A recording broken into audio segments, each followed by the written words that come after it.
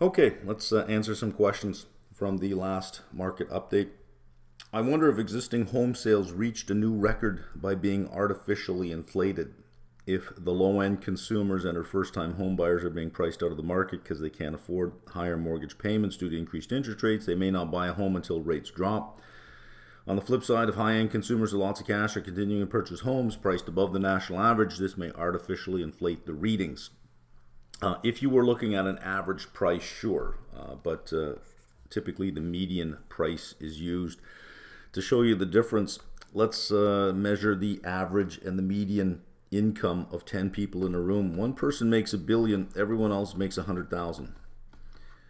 Now, if you took the average, well, it's going to be way above 100,000 because the 1 billion is going to drag everyone forward. The average income will be somewhere over $100 million, which is not true of anybody in that room. But if you took the median would be 100K because you're looking for the middle part of this distribution, and that 100K represents the majority of people in the room. So we use the median price. For housing price indexes, they do control for housing style, and they do control for geographic region. The housing price index number that you see is just a headline number. If you go into the report, it is broken down by region, and some break it down by sales types. These are typically repeat sales indexes, so Case-Shiller and the FAHPI are repeat sales. So let's say, let's draw a timeline, and let's say it's 2022, and we see a house sell for $540,000. They'll go back and see when it last sold, and let's say it last sold in 2013 for $180,000. Well, they know what the housing price index was to 2014 to 2015, 16, 17, all the way. So they'll take this 180 and they'll grow it at that housing price index per year, so that for the last year they can determine, well, how much of this difference between 180 and 540 was attributable to just the last year. And that is how much the housing price had increased over that period of time. And again, all of this is controlled for geographic region and for style type. So we can dig into these reports and we can say, well, for lower end homes or homes of a particular type of style, controlling for lot size and model type and all of that, where did most of the price increase occur? Is it occurring at the high end of the market, the mid end, or the lower range of the market? For this housing index here, most of them just use actual transactions, which is called a purchase index. This one here will actually use refinancing. So it's not really a sale, but when you refinance the house, you need an appraisal done on the house. So it will treat the refinancing of the house as a transaction itself, as the house being sold to the existing owner. This is they have 3 different indexes. This one is in the all transactions index, but usually it's just the purchase index is the one that you pay attention to. Each of these each of these reports, Case-Shiller, FA, and whatever country you're in, there's always a housing price index. You can always look under the methodology. You can always get the report. It's publicly available. These things are publicly available. You can get the report. You can look under unless it's privately done. But anything that's, in Canada, you got StatsCan. In the U.S., you've got this FA is a government agency. It's publicly available information. It's not by subscription. Some are by subscription if they're privately done. But you can always look up the methodology of how it's done so that you can be assured that it's not being skewed at any part of the market. Okay, question about PMIs. How are they calculated and why do they matter? I mean, what's their use in forecasting? So they are calculated with questionnaires. It's a questionnaire sent to purchasing managers in 18 different industries. At least this is how ISM does it. And they're asked to identify month-over-month changes in 10 different things. Only the first 5 form the index. New orders, production, employment, supplier deliveries, and inventories. They're also asked about customer inventories, prices, whether they're paying more or less for products and services, backlog of orders, new export orders, and imports. And they're basically asked, did it increase, stay the same, or decrease? So when they're asking for new orders, this month over last month, did your new orders increase? Are they about the same, or did they decrease? Same with production. Is your production higher, the same, or lower? Same with employment, supplier deliveries, and inventories. These five are equal weighted at 20% each, and they create a diffusion index. So for each one of these, let's say that you have 400 responses, and let's say for new orders, 180 say they are up. The new orders are up over last month. 200 say they are down over last month, and 20 say no change. Well, that is 45% saying they're up, 50% saying they're down, and 5% saying they're no change. How you calculate the index value is you take the ones that say it's going up, 45%, plus half of the ones that say no change. So half of the 5, there's 47.5. If 100% said no change, the PMI would be at 50. And if there's no change month over month, that means it's neither growing nor shrinking. So that's why that 50 is the demarcation point between growth and shrinkage. Because if 100% said no change, then you would have a reading of 50 because it's 1/2 of the no change. So here we have 47.5 indicating some contraction. You have 200 that say it's dropping. If 100%, if all 400 said it is dropping, this index would be 0 because the ones that are dropping are not included, and anything below 50 is in contraction. The lowest it can be is 0. Once you have this reading, 47.5, let's say that was for new orders, you calculate each one, and then you weight each one by 20% to come up with the PMI up here. And then you have some extra information that you can look at. Well, why is this important? Well, before we actually see something sell in the marketplace, we can go backwards in the channel and look at manufacturers and say, well, I wonder if they're seeing an increase in business, because if they are, we will see it hit the economy sometime in the next 30 to 60 days. So that's why we say, how are new orders coming in? And if we can see that those are decreasing, well, that becomes a leading indicator telling us that, well, we'll expect lower output from these industries, or specific industries down the road. Same with production and employment. So you can see how knowing it ahead of time, or at least knowing some kind of trends ahead of time, might give us some idea of the impact it's going to have down the road. Let's have a look at how PMIs matter in terms of its relationship with real GDP. Okay, this is the site I'm on, IHS Markit, now part of S&P Global. They produce PMI indexes, I think, for almost every country in the world. If you scroll down, this is a highlight from a paper. If you scroll down here, you can actually download the full report. But let's just see what they've arrived at.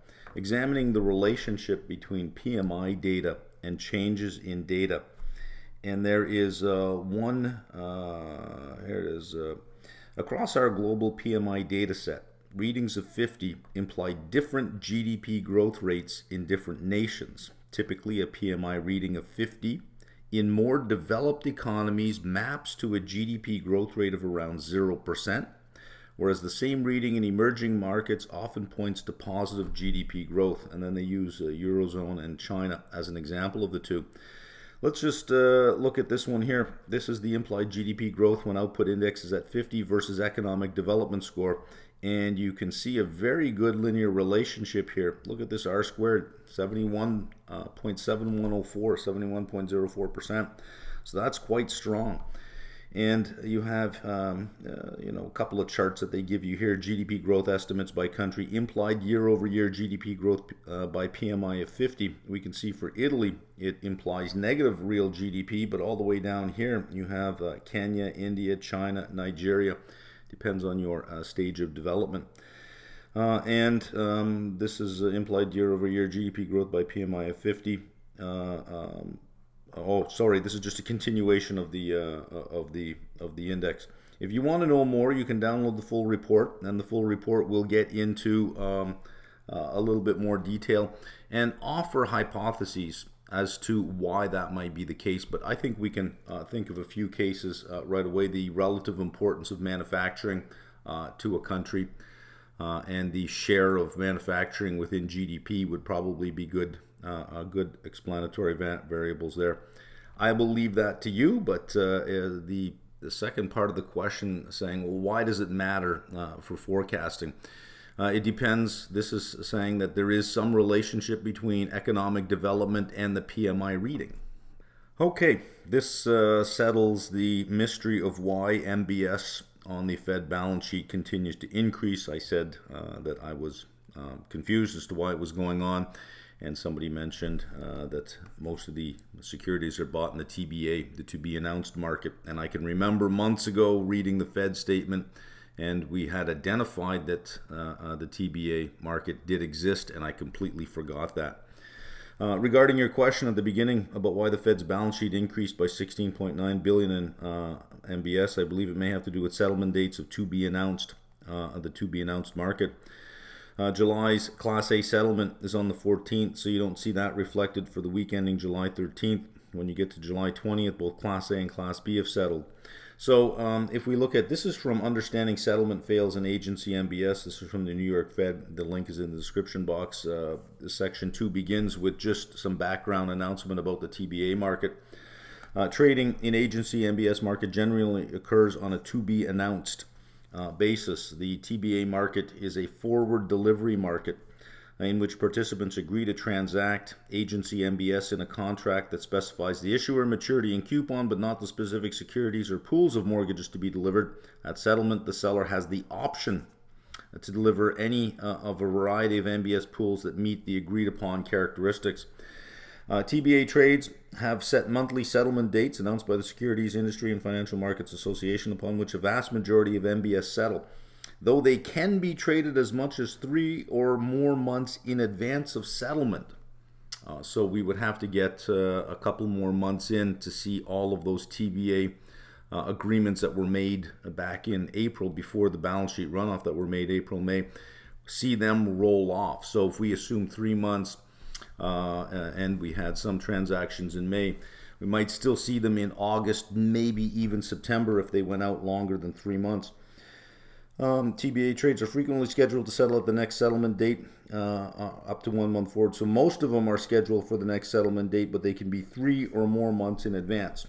There is our mystery solved. Okay, last one, kind of long. Got a few things to say about this one. I have a question regarding the predictability of macro forecasts. I was wondering why we couldn't have predicted all this.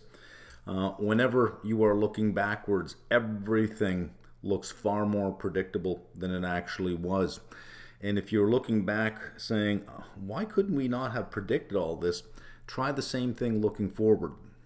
If it seems obvious to you, well, then face the other direction. We have to play the hard right side of the chart at all times. What's going to happen over the next little while? It's suddenly not so predictable.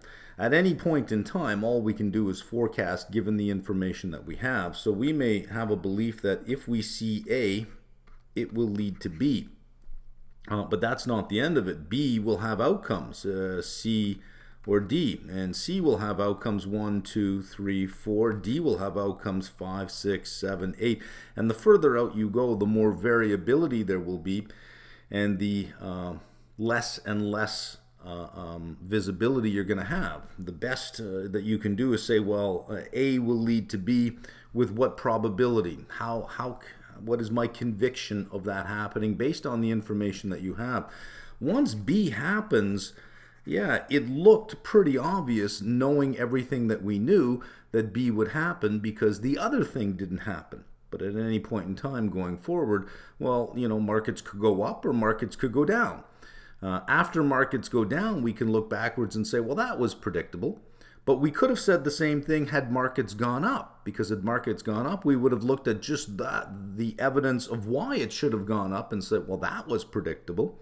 Everything is predictable looking backwards.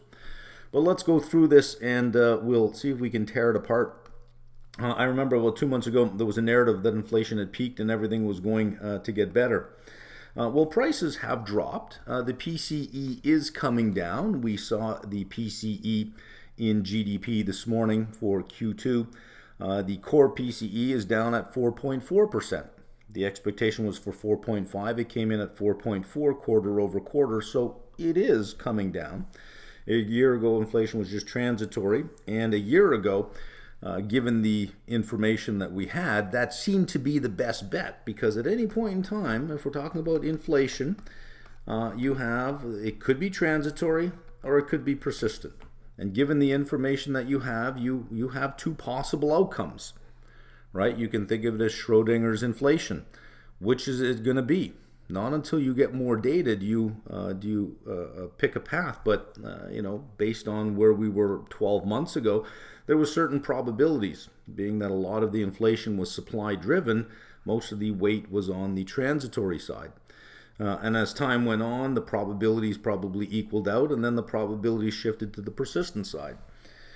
Now it's sticky. Shouldn't we have seen and assumed that all the QE and rate cuts would have stimulated the housing sector? No.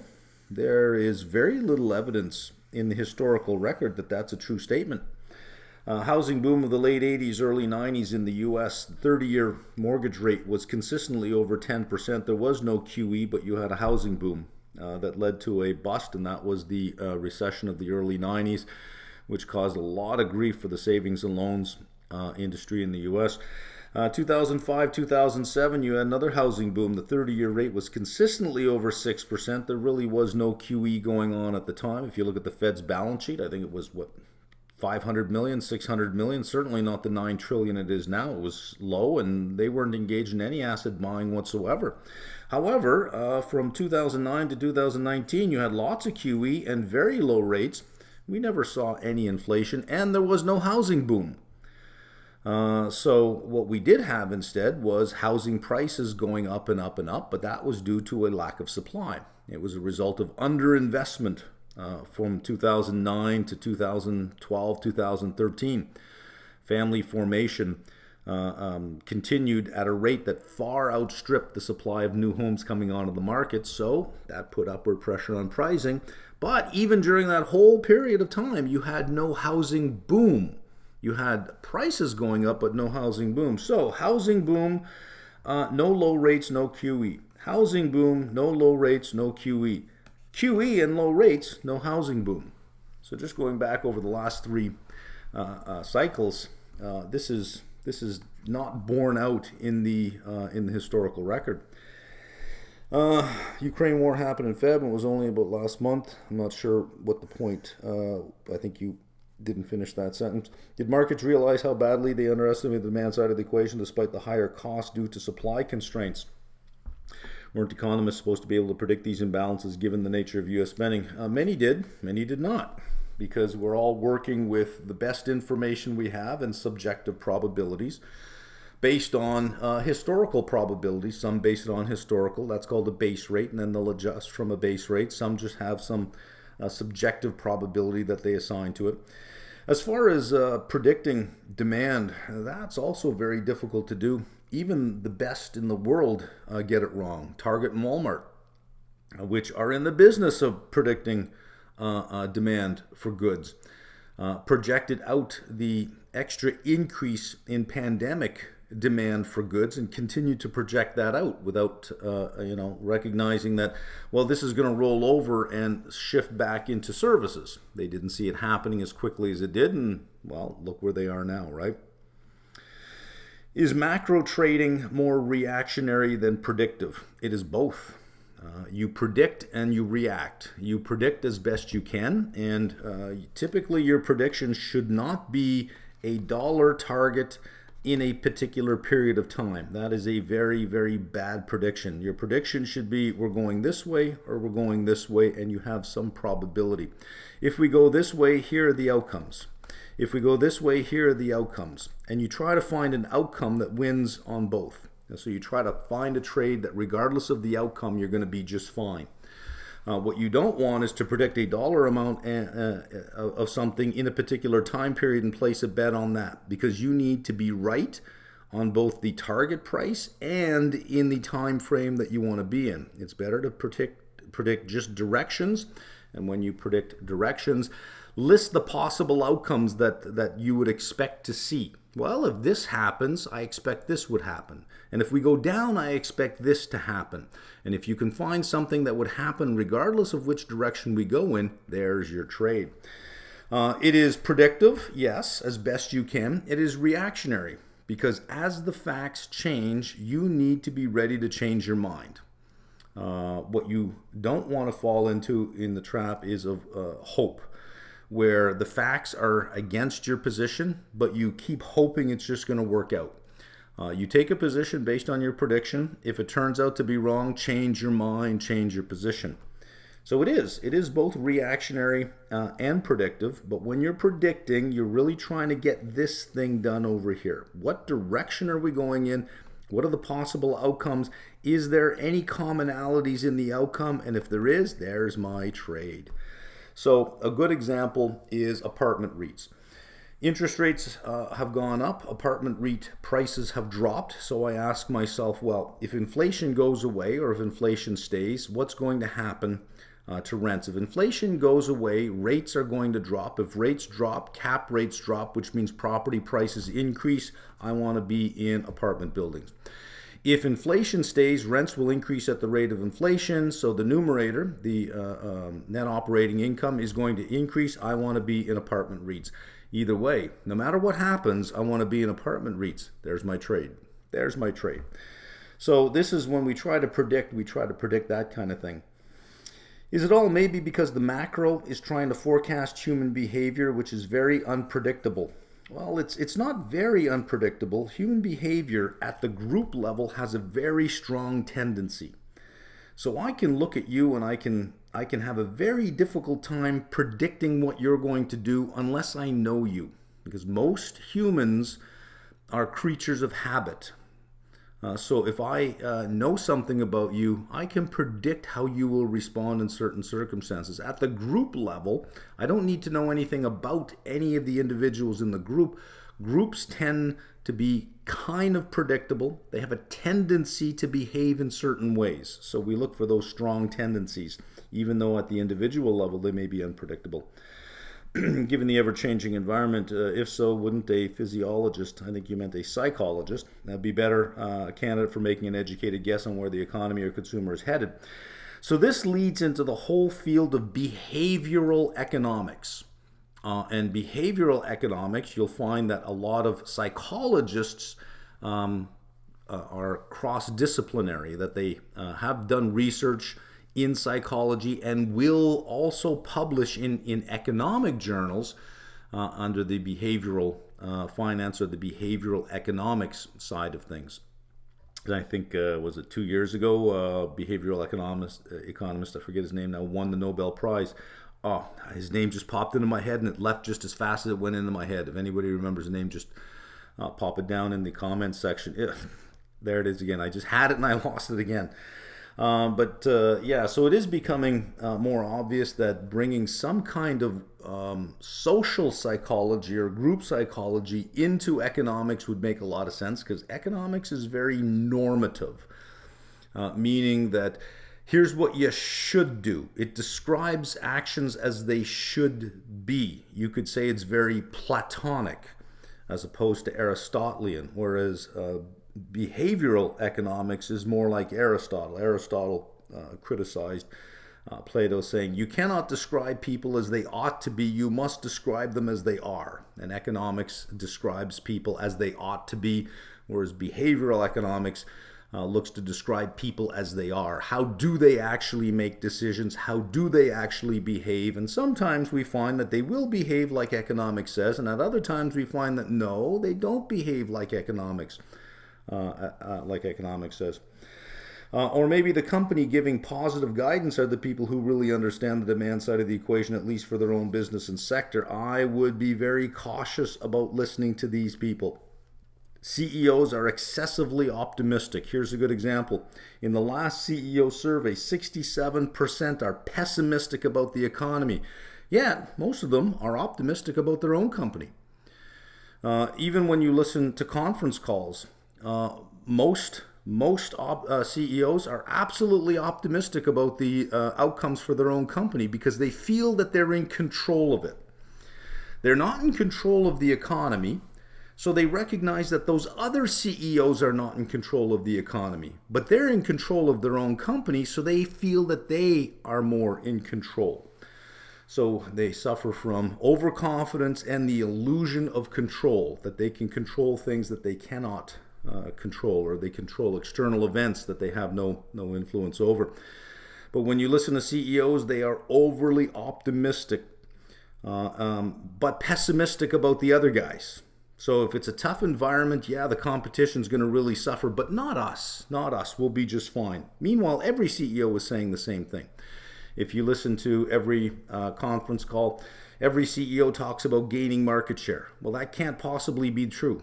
Not every CEO can gain market share. Not every company can gain market share. Someone has to lose, but not one CEO says, oh, we expect to lose market share over the next 6 months. Even though we're going to try our best, the other guys are just better. So I wouldn't listen to CEOs. They are excessively optimistic. And if you want to find out more about this, you can go to Google Scholar and type in CEO excessive optimism, and you'll find a whole bunch of academic papers that show that CEOs continually overestimate the future. I guess what's a good word that I'd be looking for? The future outcomes of their own business, the future prospects for their own business that they're running. Anyways, we'll leave it there for the week.